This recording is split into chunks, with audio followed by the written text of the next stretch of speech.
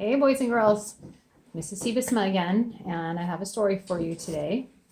One that you've probably heard of. This is Little Red Riding Hood, a classic fairy tale. Actually, I have 3 versions of this story. This one is by James Marshall. It's a little bit more of a silly version. And then this is just more of an easy reader, Little Red Riding Hood.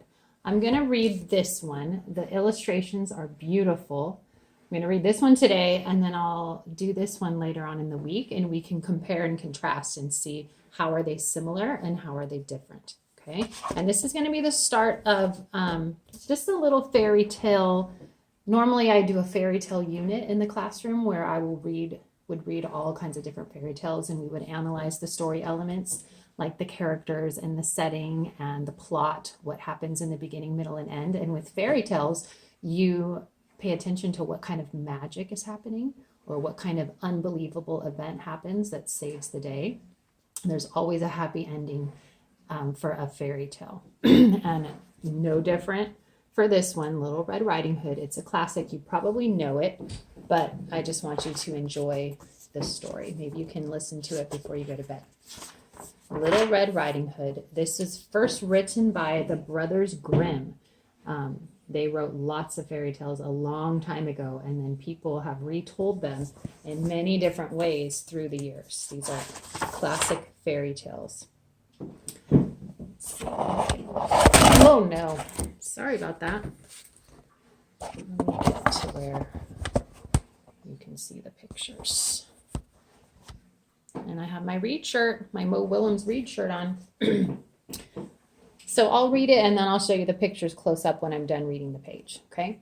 Once upon a time, there was a little girl named Elizabeth who lived with her mother in a house on the edge of a village. She was loved by all who knew her, but she was especially dear to her grandmother, who loved her more than anything in the world. One day, the grandmother sewed a red velvet cloak with a hood and gave it to Elizabeth for her birthday. It looked so pretty, and she liked it so much that she would never wear anything else, and therefore everyone called her Little Red Riding Hood. So you can see the picture of the cloak. A cloak, it's like a jacket or a coat, but it doesn't have sleeves. It kind of hangs over someone's back, kind of like a cape, and it has a hood. But aren't those pictures beautiful? And there's always kind of a border with flowers or some other type of detail, even on the title page or the dedication page. Early one morning, her mother said to her, "Come here, Red Riding Hood, and listen to me. I want you to take this loaf of fresh bread, some of this sweet butter, and a bottle of wine to your grandmother. She is sick in bed, and they will do her a world of good. Go right away before the sun gets too hot. Promise me that you won't daydream and stray off the path. And don't run, or you will fall down and break the bottle, and then there will be no wine for grandmother. And when you get there, please don't forget your manners. Say good morning, please, and thank you, nicely, without staring round about you or sucking your finger. Don't stay too long, or else you will tire grandmother. And when you have had a nice visit, come straight home." "Yes, Mamma," said Little Red Riding Hood. "I promise I will do just as you tell me." Now, Mother had to give her a lot of directions and tell her what to do. And if I was going to predict, I know little kids, she might not remember all of those things. She might get a little distracted. She might get a little bit forgetful and might get herself into some trouble. Uh-oh. You can see by the picture what's going to happen. Now, her grandmother lived in a cottage in the middle of the forest. A cottage is just a little house, a good half-hour's walk from the village. But Little Red Riding Hood knew the way, so she was not afraid to go by herself. When she had walked far enough into the woods to feel just a bit lonely, who should she meet but a sly and hungry old wolf? Now, sly is often used to describe foxes, and I think we've talked about that word in class, that sly means smart and sneaky. Like you can't really trust a sly fox or a sly wolf. She had no idea what a wicked animal he was, however, so she was not at all frightened of him. "Good morning, Red Riding Hood," he said. Good morning, Wolf, she answered politely. Where are you off to so early in the day, my dear? He asked.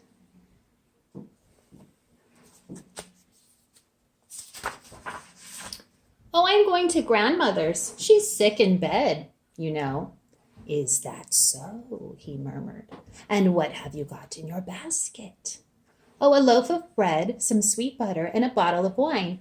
Mamma and I baked yesterday, so I'm taking a loaf to grandmother. It will do her a world of good. Now that just means it will help her. It'll help her feel better. Now, isn't that nice? And where does your grandmother live, Little Red Riding Hood? Oh, it's a good 15 minutes farther into the woods. Her house is the one by those 3 big oak trees, right next to the blackberry hedge, and there's a stream running by her garden. Surely you know the place, said Little Red Riding Hood. Uh-oh. She's basically just described to the wolf how to get to her grandmother's house, because right now she's not afraid. She's just a very trusting little girl. The wolf thought to himself, aha, this tender little creature will be a plump morsel, a good dessert after the old woman. I must be clever about this so that I can make a good meal out of the 2 of them. He walked along with Red Riding Hood for a while, making polite conversation. Then he said, Oh, just look at those beautiful wildflowers, Red Riding Hood. They are a sight even for my tired old eyes. For goodness sake, why don't you relax a bit? Look at the world and see how lovely it is. Why, I don't believe you even hear the birds sing or enjoy the sunshine. You are just as solemn and well-behaved as if you were going to school. Everything is so beautiful and happy out here in the forest.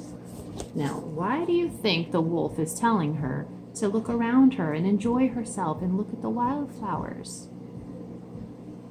I'm guessing he wants her to get distracted so he can get to Grandma's house. Remember what her mother told her.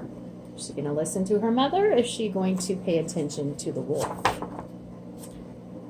Then Little Red Riding Hood looked away from the path, and when she saw the sunlight dancing through the trees and the wildflowers and butterflies scattered through the ferns, she thought, I'm sure that grandmother would feel happier if I took her a bunch of flowers. They are a sight for tired old eyes. I know, and it is still quite early in the day. I'll have plenty of time to pick them. So she excused herself and said goodbye to the wolf and wandered off among the trees to pick flowers. Each time she picked one, she always saw another, even prettier one farther away, and so she left the path and went deeper and deeper into the forest. Meanwhile, the wicked wolf went straight off to the grandmother's cottage and knocked softly at the door. So there's Red Riding Hood wandering off, picking the flowers, and there's the wolf sneaking off, the sly wolf. So he goes to the grandmother's cottage and knocks on the door. Who's there? Called the grandmother from her bed. Oh, it's me, Little Red Riding Hood, said the wolf in a tiny voice. I've brought you a loaf of bread, some sweet butter, and a bottle of wine. Let me in. Oh, you'll have to lift the latch and let yourself in, dear, the grandmother called out. I'm feeling too weak to get out of bed.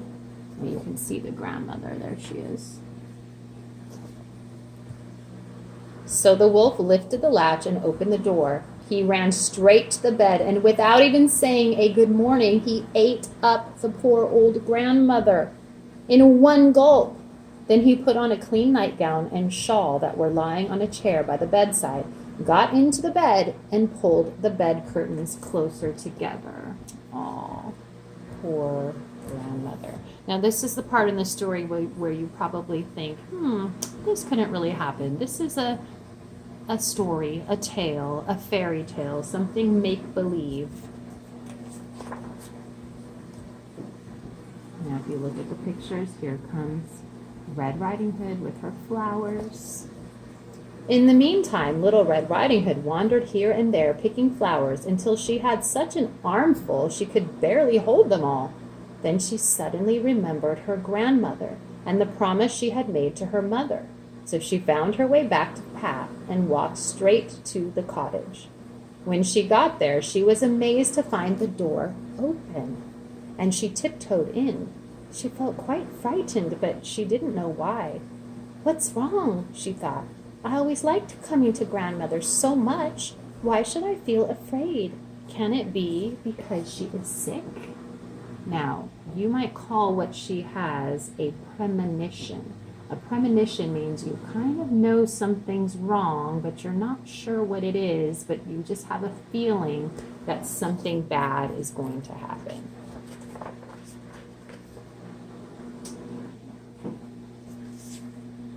Good morning, grandmother," she called, but there was no answer. Then she went quietly into the bedroom and pulled the bed curtains back. There lay her grandmother, but she had drawn her shawl down over her face, and she looked very odd. Odd means like strange, different. Red Riding Hood couldn't help but stare. "Grandmother, what big hairy ears you have grown," she said. "Oh, the better to hear you with, my dear."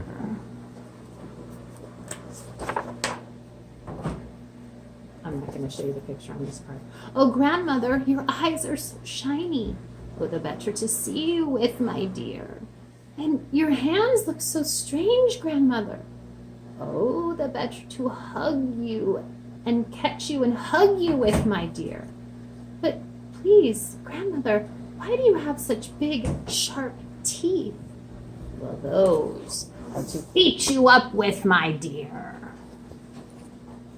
As the wolf said this, he sprang out of bed and ate up poor little Red Riding Hood.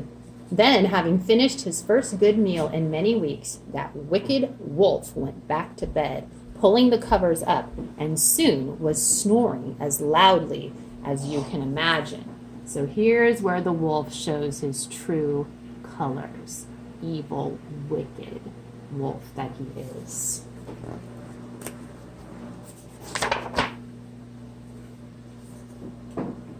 So now we have someone who's going to come save the day. So like many tales, there's a beginning where it introduces the setting and the characters, and then the story moves along and there's a problem. Usually the evil character does something wrong, like the wolf, and then we come to the middle, towards the end of the story, where that problem is going to be solved, usually by magic or some type of good character who saves the day. Not long after that, a huntsman from the village happened to be passing by the grandmother's cottage. "By Jiminy," he thought, "the old lady is snoring much too loudly. Maybe I should stop in and see if there's anything the matter with her." So he went right into the house and up to the bed, where he saw the wolf fast asleep in grandmother's nightgown and shawl, with a fat stomach almost to bursting. And the next part's kind of gross, but it's just the way the story goes. So there's the wolf with his big fat stomach, and there's the huntsman who's going to save the day. Right away, the huntsman guessed what had happened. "So here you are, you old sinner," the huntsman said. "I've been looking for you all these years, and now this is where I find you." He raised his gun to shoot, but then he wondered if the wicked old wolf might have swallowed the grandmother whole, and if perhaps there was a chance she still might be saved. So he took out his knife and quickly killed the wolf while he lay sleeping, and then carefully cut open the wolf's stomach. Ooh. And there's Grandma, safe and sound. At the first cut, he saw the red velvet cloak, and after a few more slashes, a little girl jumped out and cried, "Oh, thank you. I was very frightened. It was so dark inside the wolf." Next, the grandmother climbed out, alive but hardly able to breathe from fright and exhaustion. Exhaustion meaning she was just so tired. They thanked the huntsman with all their hearts, and he was so glad to see them both alive and well that he hugged Little Red Riding Hood and shook the grandmother's hand over and over again. Now we get to our happy ending, right? Look at them, happy, eating and drinking together. They were all quite happy The huntsman skinned the wolf and took the pelt home to nail on his door. That means that he took the skin off of the wolf. That's the pelt. Sometimes hunters do that to remember something that they hunted and caught. Little Red Riding Hood and her grandmother sat down together to eat the fresh bread and sweet butter. The grandmother drank some of the wine, and Red Riding Hood had a cup of blackberry tea. After a while, the grandmother felt quite strong and healthy and began to clean up the mess that the wolf had left in the cottage. There she is hanging up her laundry outside. As Little Red Riding Hood walked home through the woods, she thought to herself, I will never wander off the forest path again. As long as I live, I should have kept my promise to my mother. She was comforted, though, that she had at least minded her manners and had always said, good morning, please, and thank you. The end. Now, later in the week, I'm going to ask you to retell the Little Red Riding Hood story and possibly write it down if you're feeling up to it, or even make your own story of Little Red Riding Hood. So this would be a good time for you to tell somebody in your family about the story. Tell it in your own words, what happened in the beginning and the middle and the end. I hope you enjoyed. Bye-bye.